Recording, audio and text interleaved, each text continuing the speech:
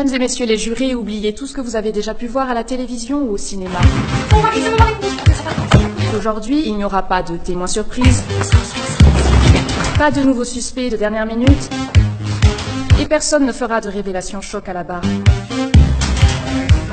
Parce que cette affaire est très simple.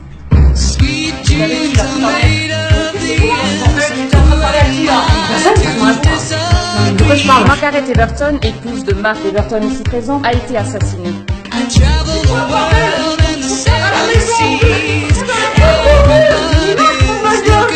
Margaret était un très bon professeur, adoré par ses élèves. Mais Margaret trompait son mari. Pourquoi c'était pour te faire plaisir? Arrête là,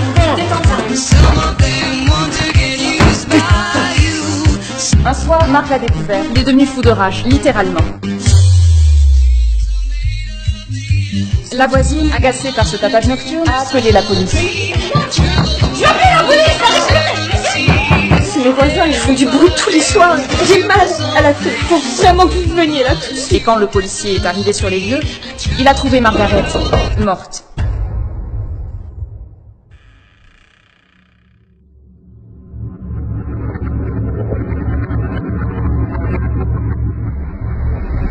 C'est aussi simple que ça. Merci. Maître, c'est à vous. Maître, c'est à vous. Maître!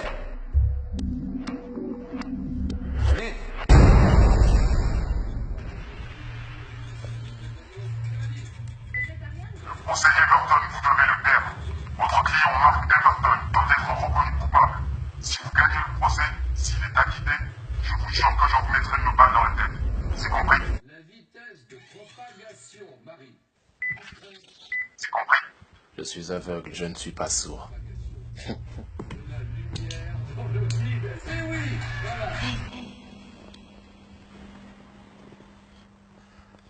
Oui? Eh bien, vous ne faites pas votre introduction? Non. Très bien, alors continuez, madame la procureure. J'espère que vous savez ce que vous faites. J'appelle à la barre mademoiselle Moine, la voisine qui a appelé la police ce soir-là. Vous allez céder au chantage et perdre le procès. Vous avez peur J'ai l'air d'avoir peur de mourir. Vous avez surtout l'air en manque. Qui avez-vous vu entrer chez madame Everton ce soir-là? Ça fait 4 mois aujourd'hui. Combien de temps je vais devoir attendre encore? Monsieur Everton, vous pensez que votre maître chanteur est impliqué dans l'affaire? Non, c'est manifestement quelqu'un qui aimait beaucoup la victime et qui est persuadé que mon client est bel et bien son meurtrier. Et comme vous êtes son avocat, il vous déteste sûrement autant qu'il déteste votre client. Ce soir-là, après avoir appelé la police. Il est probablement ici en ce moment même. On cherche donc quelqu'un qui vous déteste ici. Ça réduit pas vraiment le nombre de candidats. Je veux dire quelqu'un d'autre que Mark Everton qui aurait pu commettre ce meurtre? Non. Vous devrez donc trouver le maître chanteur tout en gagnant le procès. Je te rappelle que je suis aveugle. Ah, parce qu'avant d'être aveugle, vous utilisiez vos yeux ou votre tête? Je n'ai pas d'autres questions. Acte 1, la voisine. Vous avez déclaré avoir vu Mark rentrer chez lui ce soir-là. Vous l'avez vu de dos ou de face? De dos. Alors comment pouvez-vous être sûr que c'était lui? L'accusé a reconnu lui-même être rentré chez lui à cette Il y a heure-là. différentes manières de reconnaître quelqu'un de dos. Sa démarche, sa carrure, sa taille. Sa taille. Oui, sa taille. Je vous l'ai mis à 1m90 du sol. Comme vous faites plus d'1m90, grâce à ça, vous saurez que vous êtes au milieu de votre salon. Merci qui?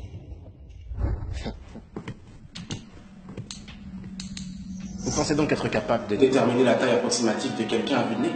Vous sauriez alors voir qui dans cette salle d'audience fait plus d'1m90, par exemple? Est-ce que toute la salle pourrait se lever, s'il vous plaît? Quels sont ceux qui font plus d'1m90? Dernière rangée, le garçon à la 3e place en partant de la gauche. 5e rang, première place à droite. Et la jeune femme tout devant à droite, elle doit faire plus d'1m90 grâce à ses talons. Elle a bon? Elle a bon. Autant pour moi. Merci. Plus que 3 maîtres chanteurs potentiels. Et c'était votre seule question?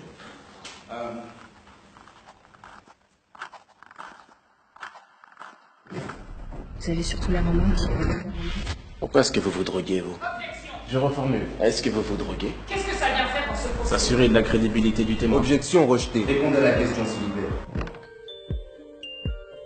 Pas souvent. Vous êtes-vous drogué ce soir-là?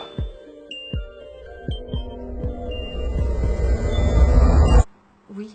Mais c'était après avoir appelé la police. Votre déposition s'arrête au moment où vous avez appelé la police. Qu'avez-vous fait après? Après vous être drogué. Je me suis endormie. Vous êtes endormi.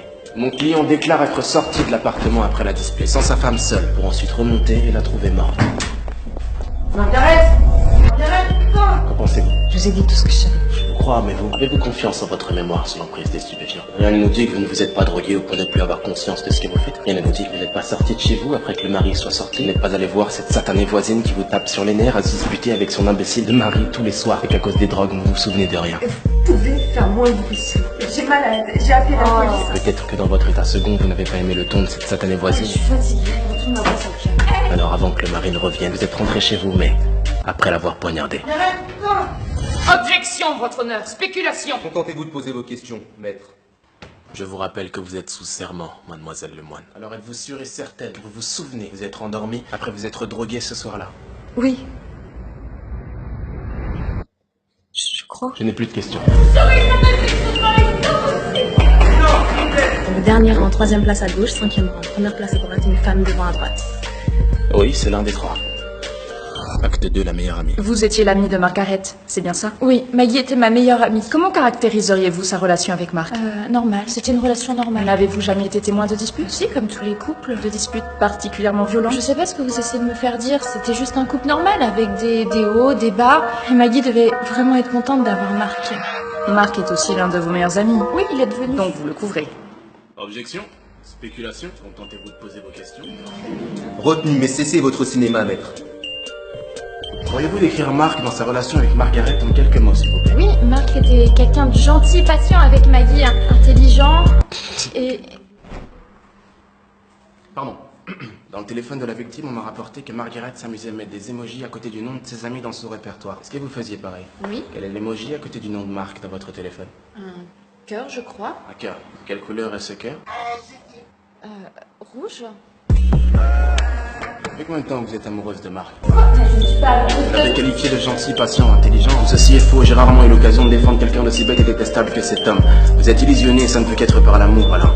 Vous étiez jalouse? Non. Est-ce que ça vous aide de le voir avec elle? Mais ça Ça devait pas être simple. Elle était aimée de tout le monde et en plus par l'homme que vous aimez. n'était pas élu. Vous avez appris qu'elle le trompait. C'est juste Vous étiez que- jalouse de votre meilleure amie, C'est juste- amoureuse de son mari. Merci. Qu'est-ce que vous avez fait? Maman, ils vont croire qu'elle ment pour me couvrir parce qu'elle est amoureuse de moi. Non, regardez les jurés. Ce qu'ils vont voir, c'est la jalousie dans les yeux de cette femme qui n'a pas l'air très triste d'avoir perdu sa meilleure amie. Je leur ai donné de quoi imaginer, de quoi ébranler leur certitude. Ils vont imaginer cette femme rendre visite à sa meilleure amie. Et ils vont imaginer se disputer avec elle après que vous soyez sorti de l'appartement à propos de vous, de son infidélité, peu importe. Ils imagineront cette femme poignarder sa meilleure amie de sang-froid, par la jalousie.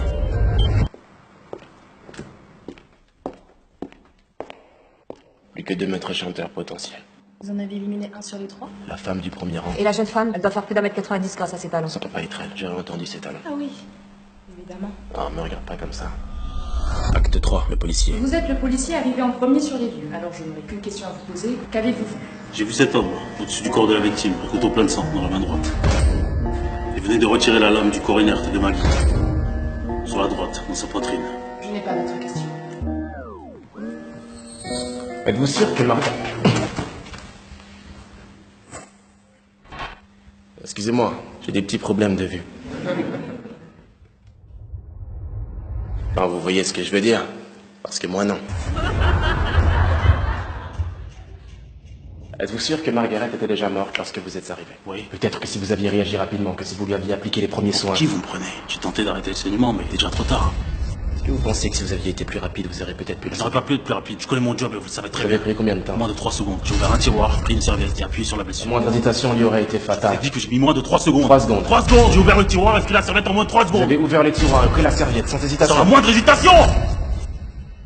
Comment saviez-vous dans quel tiroir était la serviette? Parmi tous les tiroirs, vous avez ouvert le seul qui contenait une serviette, et sans la moindre hésitation. Vous deviez bien connaître son appartement. Alors c'était donc vous la mort.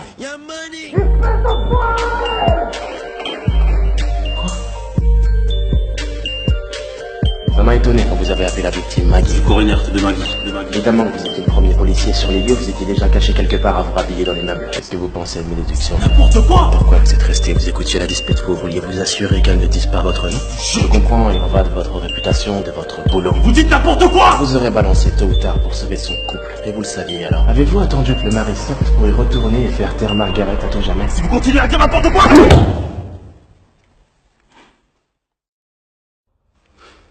Je n'ai plus de questions. Acte Acte 4, le maître chanteur. Il me reste une personne à appeler à la barre, votre honneur. Alors j'aimerais faire venir... Enfin, vous voyez ce que je veux dire, parce que moi non.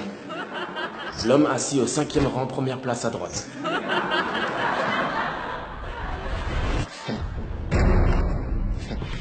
À droite.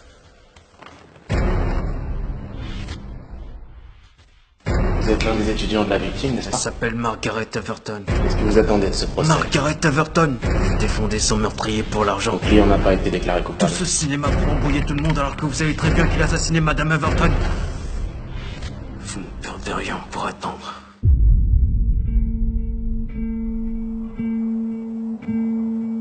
Avez-vous envisagé l'éventualité que Margaret Everton se soit suicidée? Quoi? Elle venait de perdre son mari et bientôt ses amis, sa réputation. C'était votre professeur, vous l'imaginez forte et intelligente, mais peut-être qu'elle était assez vulnérable pour se donner la mort. Vous allez beaucoup Elle était trop déjà loin. infidèle, elle aurait très bien pu être faible.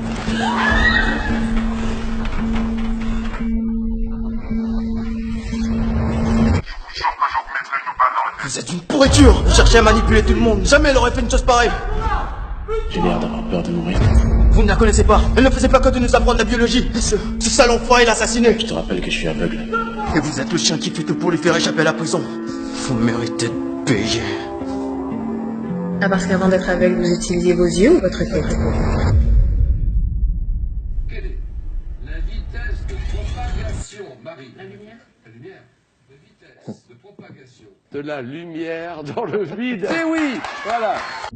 La lumière. Quoi? Vous connaissez peut-être l'allégorie de la caverne? Platon imagine que nous sommes prisonniers dans une caverne. Elle symbolise l'ignorance. Dans celle-ci, il y a ceux qui s'y complaisent et ceux qui désirent en sortir pour voir la lumière, qui symbolise la vérité. Peut-être que c'est mon client qui a tué Margaret, mais le croire et le savoir sont deux choses différentes alors. Dites-moi, êtes-vous sorti de la caverne?